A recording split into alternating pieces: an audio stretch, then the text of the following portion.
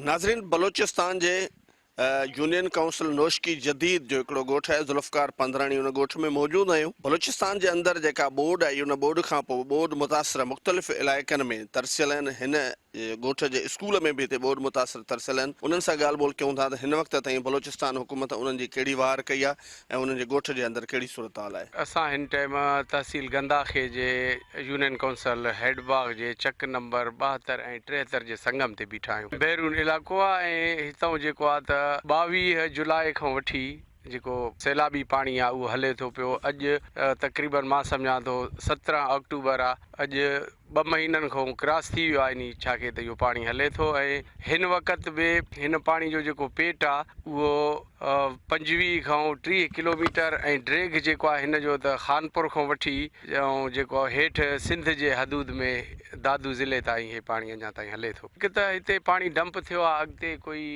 शाखा आहिनि 2-3 हेठि ज़मींदार आहिनि बाअसर, उहे पंहिंजा कट बंदि कया आहिनि। हेठि पाणी खे रस्तो कोन थो मिले। मथां जेको पाणी अचे थो त हैरदीन ड्रेन वारो एॾां सोबतपुर जेकवाबाद जो पाणी आहे उहो ड्रेन खे तक़रीबन 10 खां 12 कट आहिनि, उन्हनि जो पाणी हेॾे हेडबाग यूसी में बैरून एरिए में हिन ज़मीनुनि खे हिट करे थो पियो। खीरथर में पाणी छोड़ कयो अथऊं गड़ंग रेगुलेटर खां, ऐं इहो ई वरी हेडबाग खां तक़रीबन 1/2 किलोमीटर मथे उन खे कट ॾिनो वियो आहे, उहो बि हेॾे बैरून में हले थो। ऐं हिन टाइम जेको आहे त ज़हरीलो पाणी इलाइक़े जा माण्हू बि पीअनि था पिया ऐं इहो ज़हरीलो पाणी हिन ज़मीननि में बि हले थो। असां आई बैरून जा आहियूं, देर पिन ते ॻोठण न्याज़ जो कैंप जो आहियूं। हा, असांखे का शइ नथो मिले। असांजा ॿार सभु पिया आहिनि बीमार आहिनि। अबा छा कयूं, ईअं आहियूं, बसि सफ़ा तकलीफ़ में आहियूं। हिकिड़ो असांजो पियो आहे, न को मानी न को पाणी पीए थो, न को छा करे थो, ईअं पियो आहे, बीमार आहे घणो। अच्छा, घणो टाइम थी वियो आहे तव्हांखे हिते स्कूल में? स्कूल में महीनो थिए थो असांखे। हिते बि घणो आहे, उते बि घणो आहे। मच्छर नंढा नंढा ॿार आहिनि, ॾिसे थो बीमार पिया आहिनि। हिते नथो मिले। महीनो असांखे शहर थियो,